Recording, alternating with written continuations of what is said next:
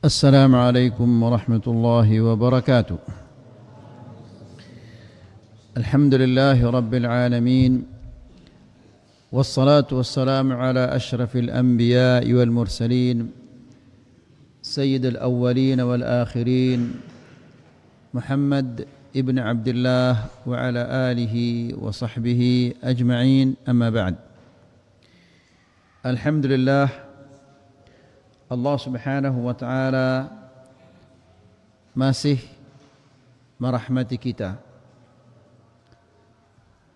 Rahmat Allah Subhanahu wa ta'ala kepada kita di pagi hari ini, Allah memberikan kita taufik untuk memulai pagi ini dengan mendengar ayat-ayat Allah dan mendengarkan hadis-hadis Rasulullah sallallahu alaihi wasallam.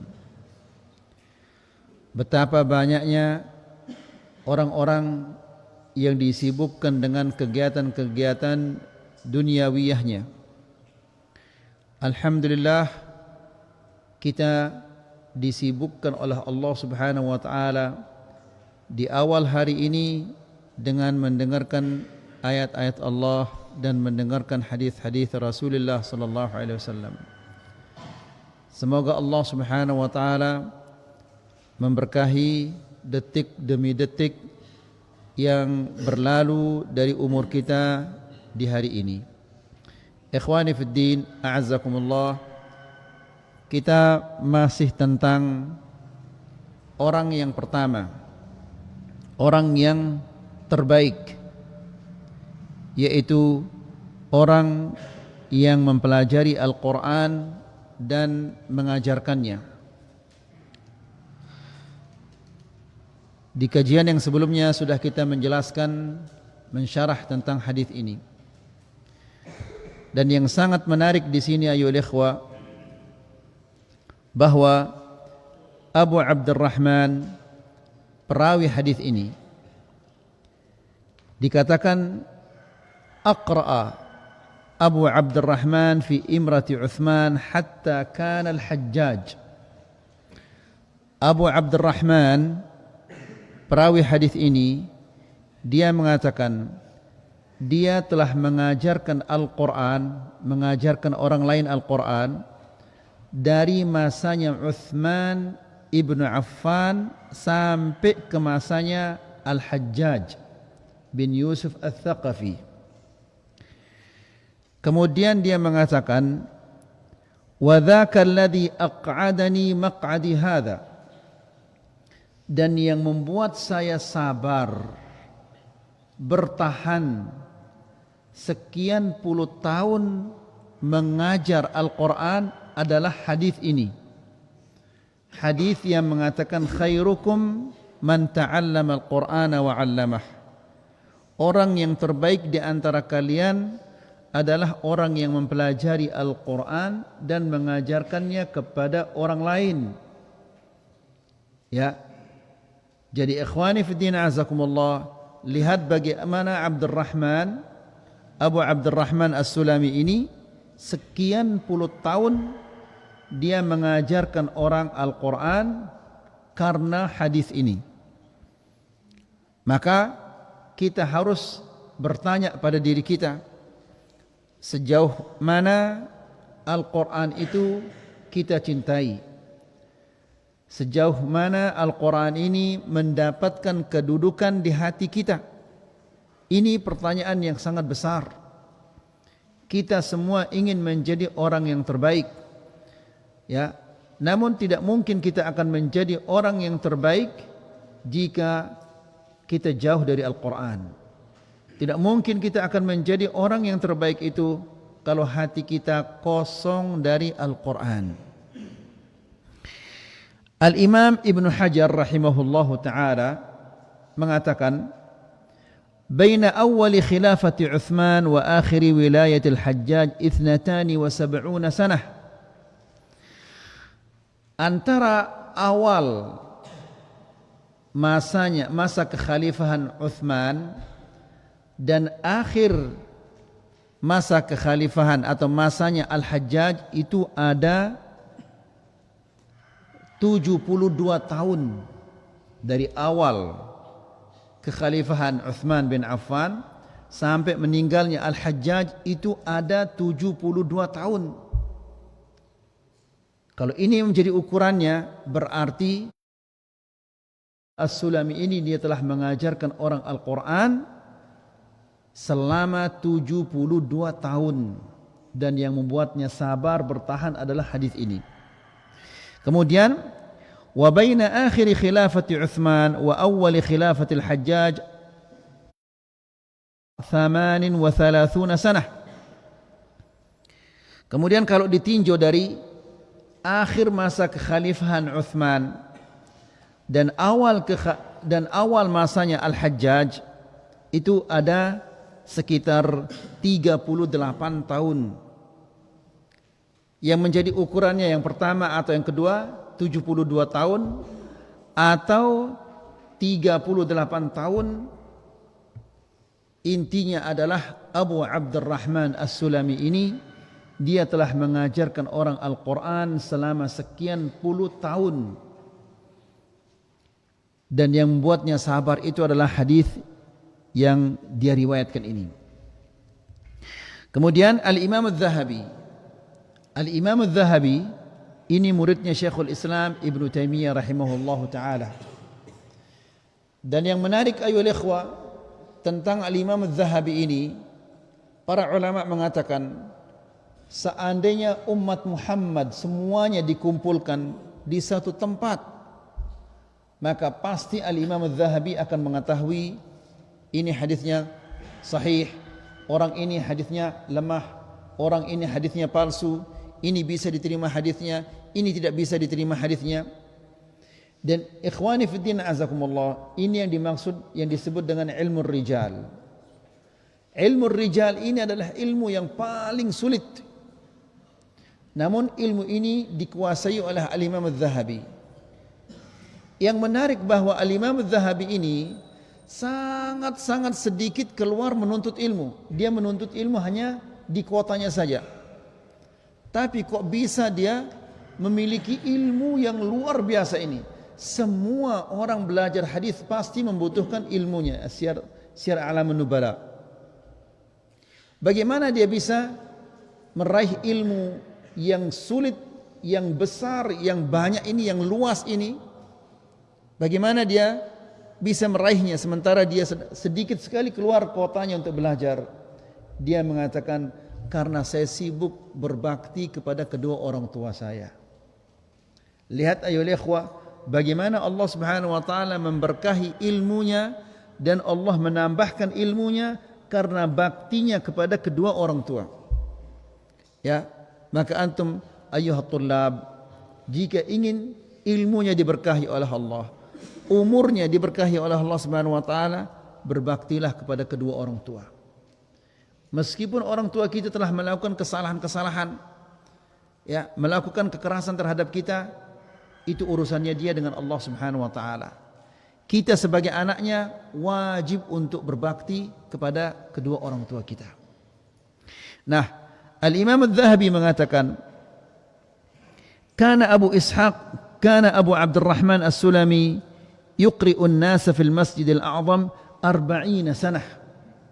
Abu Abdurrahman As-Sulami ini mengajarkan orang Al-Quran selama 40 tahun. Subhanallah, 40 tahun.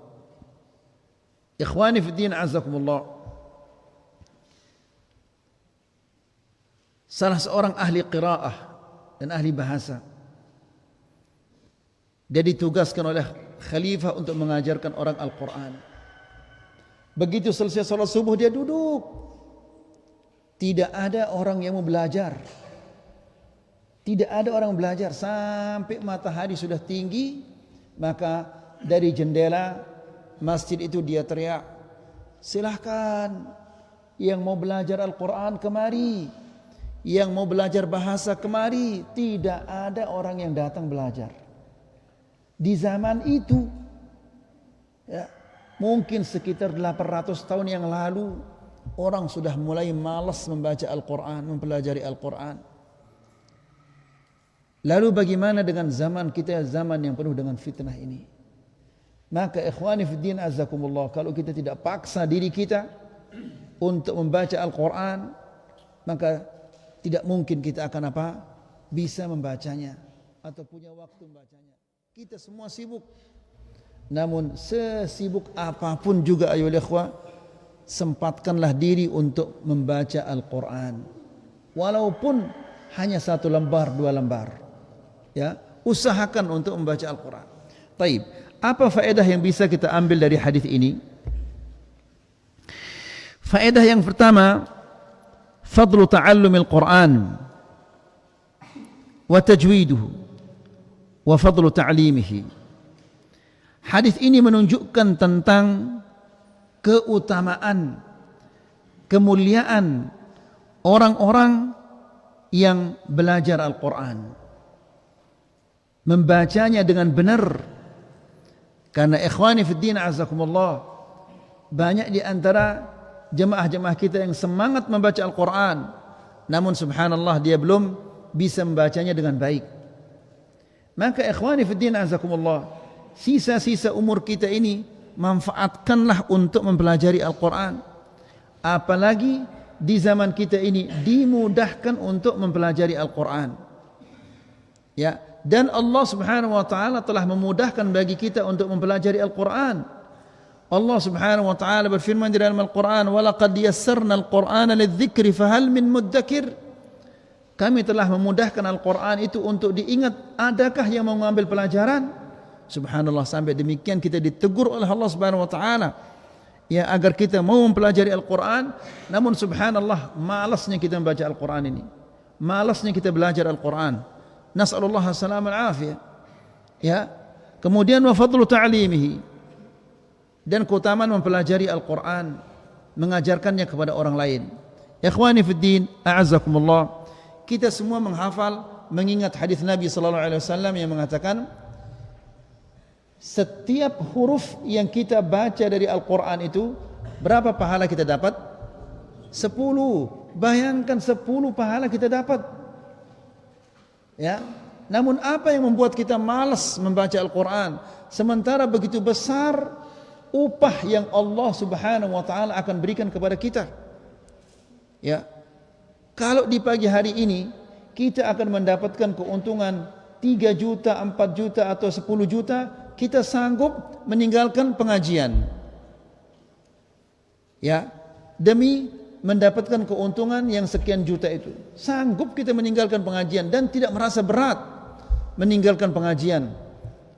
Apa itu artinya apa ya ikhwah? Itu artinya adalah hati kita ini sudah benar-benar diselimuti oleh cinta kepada dunia.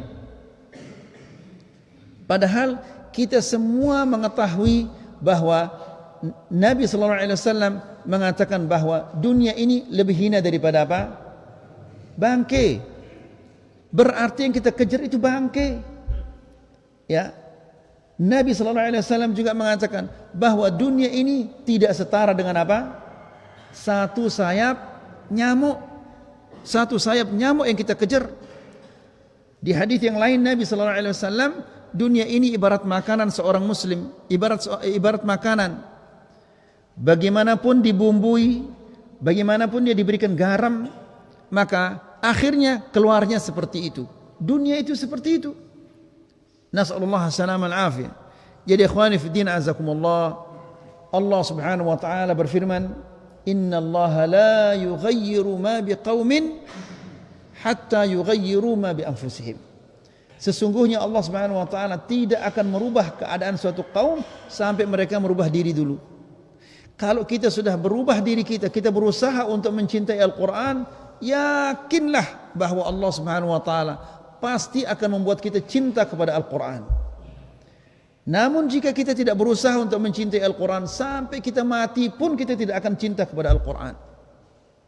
La ilaha illallah.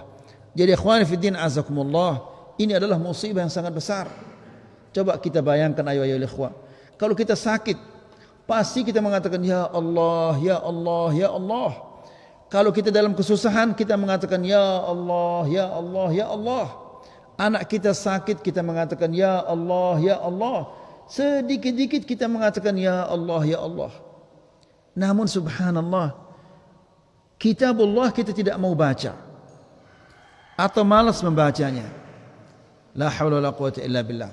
Jadi keutamaan yang pertama atau faedah yang pertama dari hadis ini adalah tentang fadlu ta'allumil Quran wa tajwidih. Keutamaan mempelajari Al-Quran dan mentajwidnya, maksudnya membacanya dengan baik. Karena Al-Quran bahasa Arab ini yang panjang dipendekkan berubah maknanya. Yang pendek kita panjangkan berubah juga maknanya. Kha tidak bisa disebut dengan baik, berubah maknanya. Shin tidak bisa disebut dengan baik, berubah maknanya.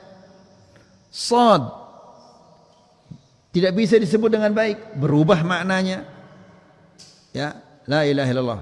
Jadi ikhwani fiddin azakumullah, pelajarilah Al-Quran. Jangan sampai kita meninggal dunia dan kita masih tidak lancar membaca Al-Quran. Yakinlah ayyuhal ikhwah bahwa orang itu dia akan ditanya nanti. Saya, antum semua ditanya. Kenapa dari kamu muda sampai kamu tua sampai kamu mati kamu belum lancar baca Al-Quran? Apa jawabannya nanti coba? Ya, dia akan mengatakan saya sibuk di pasar, saya sibuk di sawah, saya sibuk di kebun, saya sibuk di kantor. Semua itu tidak akan diterima oleh Allah. Tidak akan diterima oleh Allah. Karena Rasulullah sallallahu alaihi wasallam sudah menjelaskan kepada kita, memberikan kita peringatan. Nabi mengatakan laqad a'dzarallahu ila mri'in akharahu ila 60 sanah. Allah Subhanahu wa taala tidak menerima alasan dari seseorang yang telah diberikan umur 60 tahun. Subhanallah, sampai 60 tahun dia tidak bisa baca Quran. Ini apa namanya ini ya ikhwah? Nas'alullah salamal afiyah. Kemudian Rasulullah sallallahu alaihi wasallam mengatakan al-mahiru bil Quran, orang yang pintar membaca Al-Quran, bisa membaca Al-Quran dan memahami kemudian mengamalkannya. Ya, bagaimana tingkatannya orang seperti ini? Nabi mengatakan ma'as safaratil kiramil bararah. Subhanallah. Ya, nanti di akhirat dia akan bersama siapa? Ma'as safarah, malaikat-malaikat yang diutus oleh Allah. Subhanallah. Masa kita tidak kepingin mendapatkan kedudukan yang seperti ini ayo ikhwah? Ya. Ma'as safarah, bersama malaikat-malaikat yang menjadi utusan-utusan Allah kepada makhluk-makhluknya.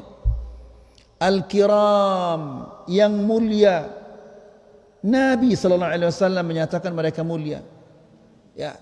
Mereka, kita semua mengetahui bahwa malaikat itu la ya'sunallaha ma amarahum wa yaf'aluna ma yu'marun.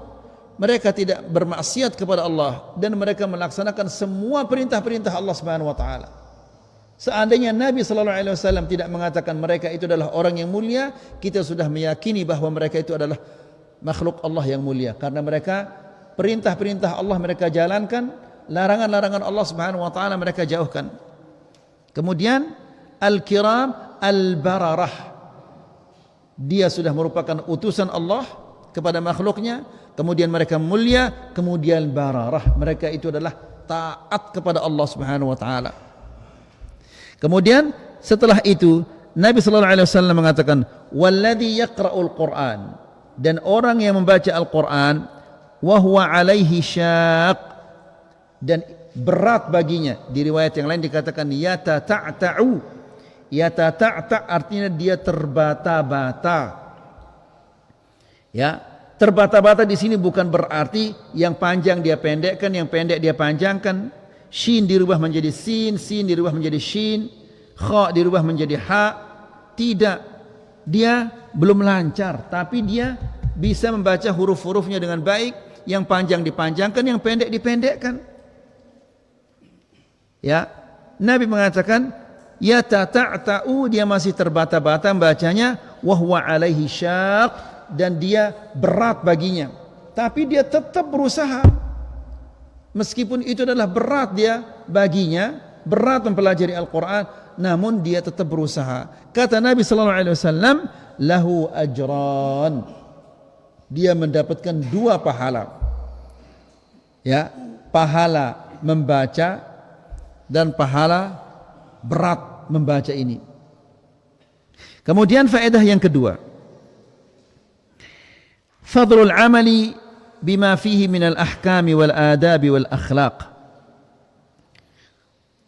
Keutamaan mengamalkan isi Al-Quran. Subhanallah ya ikhwah. Bagaimana kita akan bisa mengamalkan isi Al-Quran sementara membacanya saja kita belum lancar. Ya, Al-Quran ini diturunkan hanya sekedar untuk dibaca? Tidak, tapi diturunkan untuk diamalkan. Ya, bagaimana kita akan mengamalkan Al-Quran sementara kita membacanya saja tidak lancar? Subhanallah. Ya, jadi ikhwani fiddin azakumullah, sebagaimana yang kita katakan di kajian-kajian sebelumnya, Al-Imam Al-Hasan Al-Basri ketika mendengar seseorang, pada saat itu dia sedang menguburkan istrinya orang ini, lalu dia mengatakan inna lillahi wa inna ilaihi raji'un. Lalu Al-Hasan Al-Basri mengatakan, apakah kamu menyadari apa yang kamu katakan? Iya, artinya adalah kita akan kembali kepada Allah. Lalu Al-Hasan Al-Basri mengatakan, apakah kamu yakin bahwa kamu akan kembali kepada Allah? Iya. Kalau gitu, kalau kamu yakin bahwa kamu akan kembali kepada Allah Subhanahu wa taala, yakinlah bahwa kamu akan pasti ditanya oleh Allah Subhanahu wa taala. Kalau kamu yakin bahwa kamu akan ditanya oleh Allah Subhanahu wa taala, fa'id lis-su'ali jawaba. Kalau gitu siapkan jawaban-jawaban untuk menghadapi pertanyaan dari Allah Subhanahu wa taala. Lalu orang itu mengatakan, wahai Hasan Basri, bagaimana tindakan kita sekarang ini? Sementara kita sudah banyak sekali kelalaian-kelalaian kita di masa lalu. Begitu banyak kita mengabaikan perintah-perintah Allah Subhanahu wa taala di masa lalu. Bagaimana tindakan kita sekarang? Dia mengatakan, Al-Hasan Basri mengatakan, ahsin fima baqi yughfar laka ma madha wa ma baqi. Perbaikilah sisa-sisa umurmu ini, maka Allah Subhanahu wa taala yughfar laka ma madha, akan mengampuni dosa-dosamu yang lalu dan yang tersisa sekarang ini. Wa in asa'ta, dan jika engkau melakukan kejelekan-kejelekan di sisa umurmu ini, ukhidta fima madha wa ma baqi. Ya, engkau tidak akan diampuni dosa-dosamu yang lalu dan dari sisa-sisa umurmu ini. Jadi ikhwani fiddin azakumullah, mari kita memanfaatkan sisa-sisa umur kita ini untuk mendekatkan diri kepada kitabullah, yaitu Al-Quran. Kemudian, jadi keutamaan orang yang pelajari, mengamalkan isi Al-Quran, hukum-hukum, akhlak-akhlak, akidah, ibadah yang terdapat di dalam Al-Quran. Allah Subhanahu wa taala berfirman di dalam suratul Baqarah ayat 121. Allah Subhanahu wa taala berfirman, alladzina atainahumul kitab. Orang-orang yang kami berikan kepadanya kitab. Ya. Dia diberikan oleh Allah Subhanahu wa taala kemampuan untuk membaca Al-Qur'an, menghafalnya, memahaminya, mengamalkannya. Lihat ayat ikhwah, orang yang seperti ini Allah Subhanahu wa taala telah tanamkan di hatinya cinta kepada Al-Qur'an. Bagaimana sifat mereka? Yatlunahu haqqa tilawatih. Mereka membacanya dengan sebenar-benarnya bacaan. Maksudnya diikuti semua yang ada di dalam Al-Quran. Yang diperintahkan oleh Allah dijalankan, yang dilarang oleh Allah Subhanahu wa taala dijauhkan. Ini yang dimaksud dengan yatlunahu haqqa tilawatih, membacanya dengan sebenar-benarnya bacaan. Tilawatih artinya ittiba'ihi, mengikutinya. Setelah itu Allah Subhanahu wa taala menjelaskan, ulaika yu'minuna bihi. Mereka itu adalah orang-orang yang beriman dengan Al-Qur'an. Pertanyaannya ayyuhal ikhwah, apakah orang-orang yang tidak mau mempelajari Al-Qur'an termasuk dia beriman kepada Al-Qur'an? Bagaimana ini ayyuhal ikhwah? Bagaimana jawabannya? Berdasarkan ayat ini, Allah Subhanahu wa taala mengatakan orang yang kami berikan dia Alkitab, artinya dia memahami Al-Quran, ya, yatlunahu haqqa tilawatih, mereka itu membacanya dengan sebenar-benarnya bacaan, maksudnya mengikuti apa isi Al-Quran itu. Ulaika yu'minuna bihi, mereka itu adalah orang-orang yang beriman kepada Al-Quran.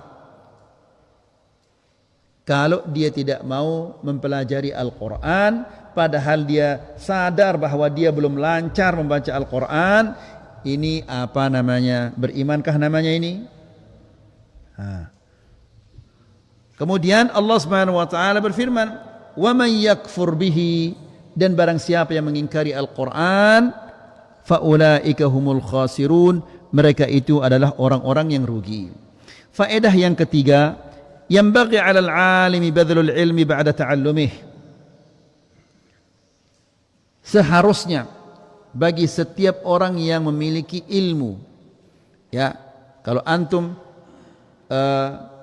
bisa membaca Al-Quran, ajarkan kepada orang tuanya, ajarkan kepada adik-adiknya, ya, karena ilmu itu harus kita sumbangkan kepada orang lain, karena zakatnya ilmu itu adalah apa? Disampaikan kepada orang lain, diamalkan dan disampaikan kepada orang lain, itu zakatnya ilmu.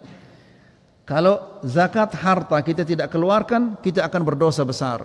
Begitu juga ilmu punya zakat. Kalau tidak diinfakkan zakat ini, ilmu ini, maka kita akan mendapatkan dosa yang besar di sisi Allah Subhanahu wa taala. Allah Subhanahu wa taala, Rasulullah sallallahu alaihi wasallam mengatakan, "Man katama ilman," barang siapa yang menyembunyikan ilmu, apakah itu ilmu dunia atau ilmu akhirat, dia sembunyikan, tidak mau dia ajarkan kepada orang lain. Apa balasannya dari Allah Subhanahu wa taala? Aljamahu Allahu bilijamin minan nar. Lijam itu adalah bahasa kita apa namanya? Kuda itu kan dia tali hidungnya. Selusuk, ya. Tali apa namanya kalau bahasa Indonesia? Tali kekang namanya. Tali kekang supaya gampang diarahkan ke sana kemari. Nah, orang yang tidak mau menyampaikan ilmunya, apakah itu ilmu dunia atau ilmu akhirat, uljima bilijamin minan nar, dia akan diikat oleh Allah Subhanahu wa taala hidungnya dengan ikatan dari api neraka. Wala haula wala quwata illa billah. Yang terakhir adalah tasyrifun liman ta'allama syai'an minal Qur'an. Hadis ini menunjukkan tentang betapa mulianya orang-orang yang mempelajari Al-Qur'an dan betapa tingginya tingkatannya. Coba lihat ayo ikhwah, bagaimana tingginya derajat orang yang mempelajari Al-Qur'an. Rasulullah sallallahu alaihi wasallam dalam hadis Abu Dawud mengatakan, "Man qara'a Al-Qur'an," barang siapa yang mempelajari Al-Qur'an, membaca Al-Qur'an, wa amila bima fihi, dan ia amalkan isinya, tentunya setelah dia memahaminya. Tidak mungkin dia akan mengamalkannya kalau dia tidak memahaminya. Ulbisa walidahu tajan yaumal qiyamah, maka Allah Subhanahu wa taala akan memakaikan kedua orang tuanya mahkota pada hari kiamat. Ya.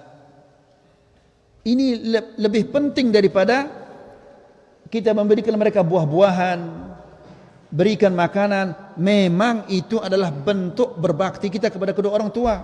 Kita kasih mereka makanan yang mereka sukai, baju yang mereka sukai, pakaian mereka sukai. Itu bentuk berbakti kita kepada kedua orang tua.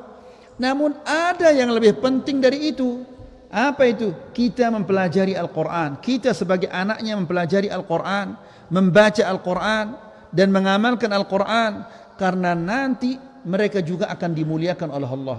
Ulbisa walidahu tajan yaumal qiyamah, kedua orang tuanya akan dipakaikan mahkota pada hari kiamat kelak. Dau'uhu ahsanu min dau'is syams, mutiara-mutiara, permata-permata yang ada di mahkota itu lebih bagus daripada sinar matahari. Ya.